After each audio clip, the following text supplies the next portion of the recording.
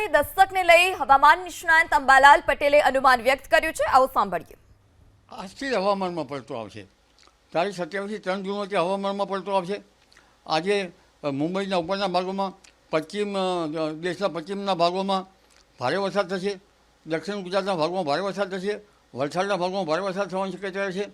અને આજના હવામાનમાં દક્ષિણ સૌરાષ્ટ્ર અને મધ્ય ગુજરાતનું હવામાન પણ પલટાશે. પરંતુ તારીખ 28મી મેથી 3 જૂન વચ્ચે ગુજરાતના ઘણા ભાગોનું હવામાન પલટાશે અને ગુજરાતના ઘણા ભાગોમાં વરસાદ થવાની શક્યતા રહેશે. જેમાં દક્ષિણ સૌરાષ્ટ્રના ભાગો અરવલ્લી, દક્ષિણ સૌરાષ્ટ્રના ભાગો અમરેલી અને ભાવનગર તેમજ જૂનાગઢના ભાગોમાં વરસાદ થવાની શક્યતા રહેશે.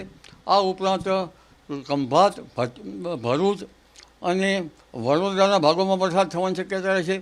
આ ઉપરાંત અમદાવાદ, ગાંધીનગરના ભાગોમાં વરસાદ થવાની શક્યતા રહેશે. તેમજ ધીરે ધીરે પશ્ચિમી વિક્ષોભ સક્રિય થતાં અને સાયક્લોનિક સર્ક્યુલેશન સક્રિય થતાં લગભગ ઉત્તર ગુજરાતના ભાગોમાં, પૂર્વ અરવલ્લીના ભાગોમાં, સાબરકાંઠાના ભાગોમાં વરસાદ થશે. પંચમહાલ, દાહોદના ભાગોમાં વરસાદ થવાની શક્યતા વધારે છે. કારણ કે અરબી સમુદ્રનો ભેજ અને બંગાળનો ઉપસાગરનો ભેજ બંને મળી રહ્યા છે. સમુદ્ર રફ બનશે અને માછીમારોને સાવધ રહે તો સારું. કારણ કે ઘણી વખત વાહનના પાટિયા હારી જતા હોય છે અને સમુદ્રના ઉત્પીડનના લીધે ભૂભાગો પર પણ ભારે પવન ફૂંકાશે. લગભગ સામાન્ય પવન 10થી 20 કિલોમીટરની ઝડપ અને આંચકાનો પવન 50થી 60 કિલોમીટરની ઝડપે ક્યાંક ફૂંકાઈ શકે છે. પણ ઉલ્લેખનીય છે કે આ પશ્ચિમી વિક્ષોભમાં આવશે, જેની અસરના તળે ઉત્તર ભારતના કેટલાક ભાગોમાં 70થી 90 કિલોમીટરનું પવન ફૂંકાશે. આંધી વંટોળનું પ્રમાણ રહેશે અને લગભગ હવે ક્યાંક હેલ સ્ટોર્મ બનવા શક્ય છે. હેલ સ્ટોર્મ ઘણી વખત ઉડ્ડયનને પણ અસર કરતું હોય છે અને હેલ સ્ટોર્મના કારણે પવનના કારણે ઘણું નુકસાન પણ થતું હોય છે. એટલે ધીરે ધીરે હેલ સ્ટોર્મ બનવાની શક્યતા રહેશે. દેશના ઉત્તરીય ભાગમાં લેન્ડસ્લાઇડ ના બને તેનું ધ્યાન દેવાનું રહ્યું. એટલે હવે ગુજરાતના ભાગોમાં 28થી 3 જૂનમાં હવામાનમાં પલટો આવશે. પરંતુ ચોમાસું જે છે એ દક્ષિણમાં ભારે વરસાદ કરશે. કર્ણાટક, કેરળમાં ભારે વરસાદ થશે.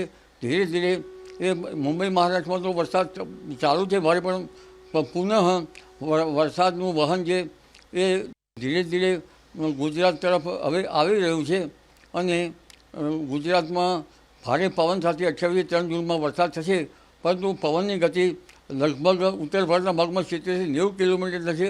જેના રાજસ્થાનના ભાગમાં પવનની ગતિ રહેશે, જેના કારણે ઉત્તર ગુજરાતના ભાગમાં પવનથી સાવધ રહેવાની જરૂર રહેશે.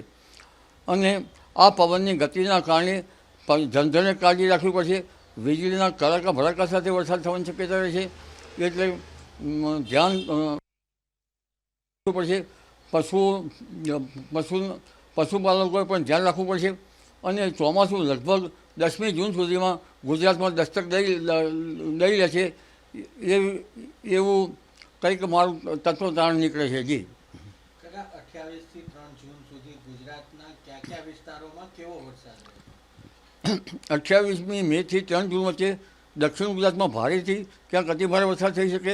દક્ષિણ સૌરાષ્ટ્રના ભાગમાં, મધ્ય ગુજરાતના કેટલાક ભાગમાં ગાજવીજ સાથે ક્યાંક ભારે વરસાદ થઈ શકે. ઉત્તર ગુજરાતના ભાગમાં હળવો વરસાદ થઈ શકે. કચ્છના ભાગમાં હળવો વરસાદ થઈ શકે. અરવલ્લીના ભાગમાં હળવો વરસાદ થઈ શકે. પંચમહાલ, દાહોદના ભાગમાં કંઈક વધુ વરસાદ થઈ શકે. અને લગભગ મહત્તમ ઉષ્ણતામાન પણ ઘટશે. મહત્તમ ઉષ્ણતામાન હમણાં જ લગભગ 37-38 ડિગ્રી સેલ્સિયસ જેવું થઈ જવાની શક્યતા રહેશે. અને દક્ષિણ ગુજરાતના ભાગમાં 32 ડિગ્રી સેલ્સિયસ 33 જેવું થઈ જવાની શક્યતા છે. પશ્ચિમ સૌરાષ્ટ્રના ભાગમાં 32-33 થવાની શક્યતા છે. મધ્ય ગુજરાતના 34થી 36 ડિગ્રી જેવું ઉષ્ણતામાન ઘટશે, મહત્તમ ઉષ્ણતામાન રહેશે. એટલે ઉષ્ણતામાનમાં ઘટાડો થતાં ગરમીમાંથી રાહત થવાની શક્યતા રહેશે.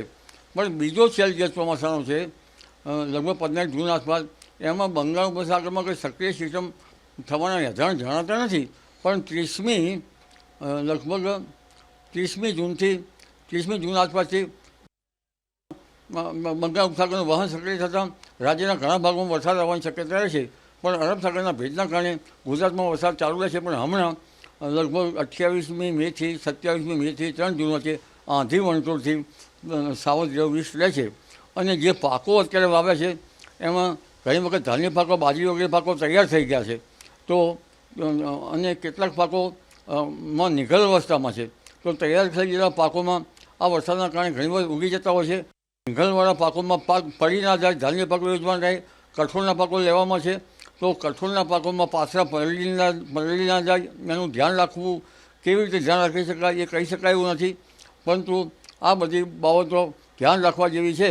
એટલે હજુ રવિ પાકો જે છે, ખરીફ પાકો જે છે અને ઉનાળુ પાકો જે છે ઊભા છે, તે માટે કંઈક ચિંતાનો વિષય ખેડૂતો માટે કહી શકાય એવું મારું માનવું છે.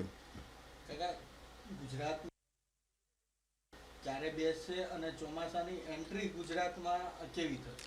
દક્ષિણ ગુજરાતના ભાગોમાં, દક્ષિણ સૌરાષ્ટ્રના ભાગોમાં અને મધ્ય ગુજરાતના ભાગોમાં, ગુજરાતના અન્ય ભાગોમાં 10મી જૂનથી ચોમાસું આવી શકવાની શક્યતા રહે છે. મૃગશીર નક્ષત્રમાં ચોમાસું આવવાની શક્યતા રહે છે. આ અરસામાં સમુદ્રમાં પવનનો બદલા છે, એટલે ભારે પવનની ગતિ સાથે ચોમાસું આવવાની શક્યતા રહે છે. અને આ ચોમાસામાં આમ એ પવનની ગતિ મીંડા સની છે. પવનથી કાચા મકાનના સાપડા ઉડી જાય એવો પવન રહેવાની શક્યતા રહે છે. વરસાદ કેવો પડશે ચોમાસાની શરૂઆતમાં? ધોધમાર વરસાદ રહેશે, મુશળધાર રહેશે, વાવણી લાયક હશે? ચોમાસાની શરૂઆતમાં 10મી જૂન સુધીમાં ગુજરાતના કેટલાક ભાગોમાં વાવણી લાયક વરસાદ થઈ જવાની શક્યતા રહે છે. પણ મૃગશીર નક્ષત્રમાં વાવેતર કર્યું હોય તો જીવજંતુમાં પડવાની શક્યતા રહે છે. મુશળધાર વરસાદ તો ચોમાસાનું સેચ્યુરેટેડ થાય ત્યારે ભિન્ન ભાગોમાં ગાજવી સાથે વાવણી લાયક વરસાદ ભીમ 11 સુધીમાં થઈ જવાની શક્યતા રહે છે.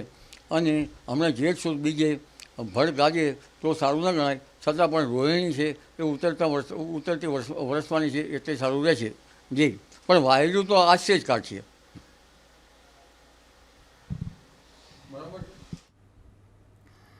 તો હવામાન નિષ્ણાંત અંબાલાલ પટેલ કે જેઓએ વરસાદને લઈ અનુમાન કર્યું છે 27 મે થી 3 જૂન સુધી ગુજરાતના મોટાભાગના વિસ્તારમાં વરસાદની આગાહી છે.